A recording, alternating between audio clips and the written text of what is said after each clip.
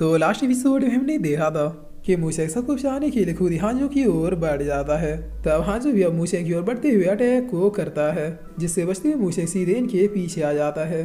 मगर चूंकि ये एक पावरफुल एल्डर थे, इसीलिए मूशेक से पहले ही अपने पाल अटैक को मूशेक के ऊपर मार देते हैं। तब इस अटैक को खाते ही मूशेक थोड़ा पीछे हट जाता है, लेकिन मूशेक फिर भी किसी तरह से खुद को संभालते हुए दोबारा से अटैक करता है। मगर इनका ऑरा इतना ज्यादा पावरफुल था कि मूशेक का स्वॉर्ड इनके बॉडी को टच भी नहीं कर पाता है। तब ये देखकर मूशेक बहुत ही शॉक हो जाता है, जिस पर हांजो दूर हटो कहते हुए अपने ऑरा से मूशेक को साइड कर देता है। तब मूशेक फिर से हिम्मत करते हुए अपनी 15 बुलेट शॉट टेक्निक का यूज करता है और इन सारे अटैक्स भी एक साथ हांजो की ओर मार देता है।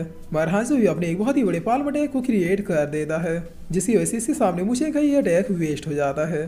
तब ये पाल बहुत ही तेजी से मूशेक की ओर आने लगता है, जिसे लाख कोशिश करने के बावजूद मूशेक नहीं रोक पाता है, जिस पर ये पाल सीधे आके मूशेक से टकरा जाता है। तब यहाँ पर अब एक बहुत ही जोरों का एक्सप्लोजन होता है और इस एक्सप्लोजन के बीच से मूशेक की बहुत ही जोरों की चिल्लाने की आवाज सुनाई देती है, जिस पर अब जैसे सब कुछ शांत होता है तो हम देखते हैं कि इस एक्सप्लोजन के बीच में से मूशेक की बॉडी अब टुकड़े टुकड़े होते हुए बाहर आता है। यानी इस अटैक के चपेट में आने की वजह से मूशेक मारा गया था।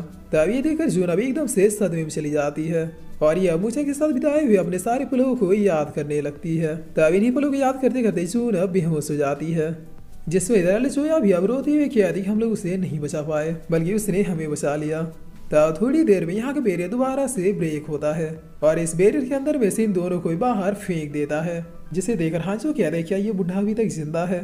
तब सिनेमुरांग भी अब यहाँ पर आ जाते हैं, जिसे देखते ही एल्डर हांजो अपने लोग कह रहे चलो काम हो गया, अब सब लोग यहाँ से निकल लो। तब सारे मास्टर भी अब हांजो के साथ यहाँ से निकल जाते हैं, जिस पर सिनेमुरांग अब हंसते हुए कह रहे कि आखिर भाग के जाओगे कहाँ, मैं चाहता हूँ कि मूशे को मारना तो बस एक बहाना था। रॉयल पैलेस दरअसल मूशे के बहाने जोतन से एक्ट को खत्म करना चाहता था, ताकि जोतन को खत्म करने के बाद ये लोग सीक्रेट रिलम को खुद ही हथिया सके। ठीक है, अगर तुम लोग सीक्रेट रिलम में ही जाना चाहते तो लो मैं खुद ही सबके लिए सीक्रेट रिलम को ओपन करता हूँ। मैं सिनेमुरांग इस कॉन्टिनेंट में मौजूद हर कल्टीवेटर को सीक्रेट रिलम में जाने के लिए इन्वाइट करता हूँ। और अब सीन चेंज होता है, हमें कुछ दिनों बाद जोतन से एक्ट में एक टेलीपोर्टेशन फील्ड को दिखाया जाता है, जो कई सालों बाद अपने आप ही एक्टिव हो गया था, जिसे किसी और ने नहीं बल्कि जून ने ही एक्टिव किया था। यहाँ से अब टेलीपोर्ट होते हुए जून की अधिक मास्टर में जानते इस पोर्टल में एंटर करने के बाद मौत निश्चित है, मगर यही एक रास्ता है जिसकी हेल्प से मैं रॉयल पैलेस से मूशे का बदला ले सकती हूँ। गाइस, टेलीपोर्टेशन फील्ड का नाम नो लाइफ और डेथ एरा है, जो कि 1000 साल पहले जोतन सेटिया सिस्टरों द्वारा क्रिएट किया गया था। इस पोर्टल में एंटर करने के बाद कल्टीवेटर कहाँ पर जाते हैं ये किसी को भी नहीं पता, मगर लेजर से अनुसार ये उस पर्सन को मोस्ट पावरफुल पर्सन भी बना सकता है या फिर मौत भी दे सकता है। यहाँ से टेलीपोर्ट होने के बाद उसे क्या मिलता है ये उसकी किस्मत तय करती है।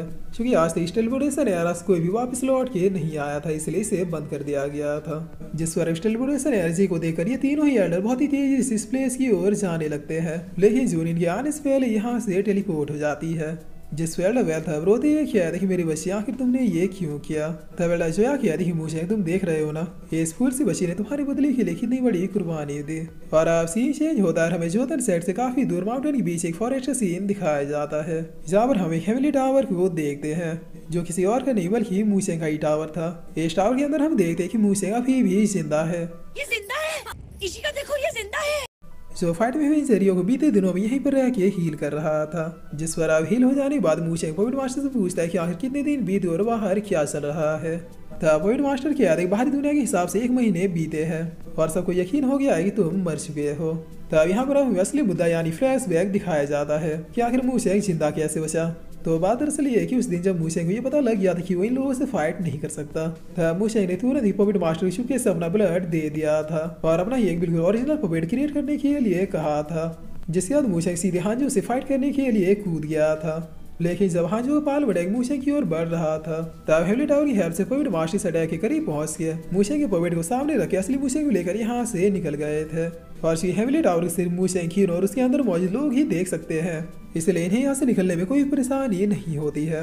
और फिर बिल्कुल प्लान के अनुसार मूशेंग के पपेट के टुकड़े टुकड़े हो जाते हैं और चूंकि ये पपेट मूशेंग के ब्लड से क्रिएट किया हुआ था, इसलिए कोई फील भी नहीं कर पाता कि ये एक पपेट है। जिस पर प्रेजेंट में आते मूशेंग पील को निकालते हुए कह रही इसे बनाने मुझे 60 दिन लग गए, अब शायद इस पील की हेल्प से मैं कीनो को दोबारा से जगा सकता हूँ। तब इतना कहती मूशेंग इस पील को हवा में रखते हुए कीनो को अपने माइंड कॉन्शियसनेस से बाहर निकालता है, जिस पर इस पील की सारी पावर कीनो अपने अंदर अब्सॉर्ब कर लेता है। तब पावर से जो होते कीनो अब जागते हुए कह बताओ आखिर मैं कितने दिनों तक सोया था, जिसमें मूशेंग बहुत ही फनी तरीके से रोते हुए कह कि मेरे प्यारे कीनो तुम फाइनली जाग गए।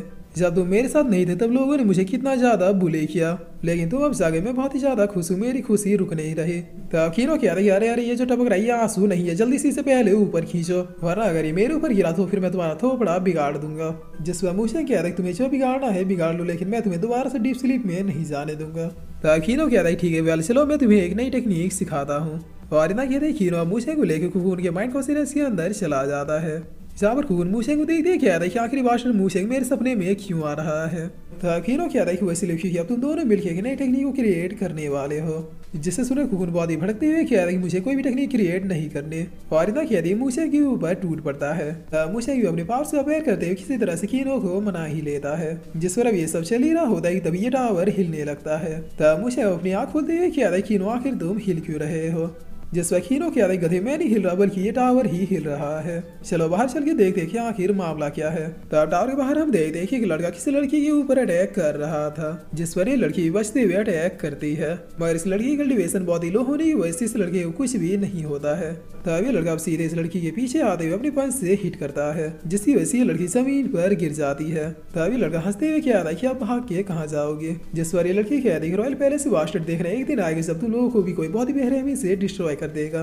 तभी लड़का अपने पाल को क्रिएट करते हुए क्या है तुम्हारी जबान अभी भी बहुत चल रही है, और इतना क्या अपने पाल को भी इसके ऊपर बरसा देता है, जिसकी वजह से ये लड़की बहुत ही ज्यादा इंजर्ड हो जाती है। तभी यहाँ पर पीछे से आवाज आती भाई साहब लड़की को मार रहे हो, शर्म तो नहीं आ रही होगी। तभी लड़का पीछे की ओर मुड़ते हुए क्या कि अब तुम कौन हो। जिस पर मुझे क्या था कि जैसा कि इस लड़की ने कहा रॉयल पैलेस का डिस्ट्रॉयर हूँ। तभी लड़का क्या था कि वो तो तुम भी मरना चाहते हो, और इतना क्या अपने पावर्स को अपेयर कर देता है।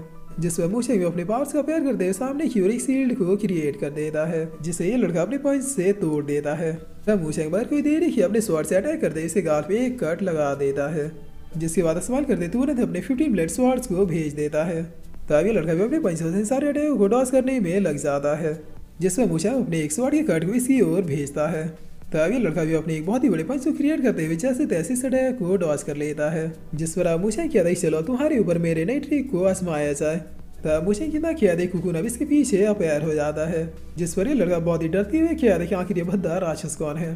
तब मुझे अपनी उंगली पे एक अटैक को क्रिएट करना शुरू कर देता है, मगर ये अटैक तो शुरू होने से पहले ही खत्म हो जाता है।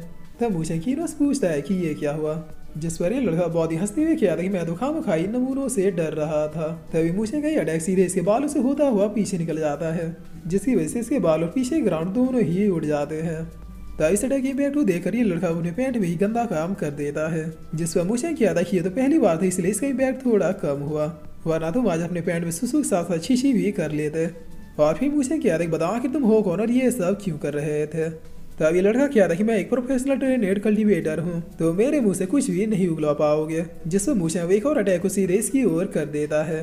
तब इतना देखते ही लड़का हाथ छोड़ते हुए क्या था कि मेरा नाम यूफेंग है, मेरे बाप का नाम तोंगफेंग है, मैं रॉयल पैलेस से एक छोटा सा कल्टीवेटर हूँ। उन भरोसे वाले ने ऑर्डर दिया था इस लड़की को उठा के लाना है, इसलिए मैं ये सब कर रहा था। प्लीज मुझे जिंदा छोड़ दो, माँ बाप मेरे होने वाले भी वैसे तुम्हें दुआ देंगे।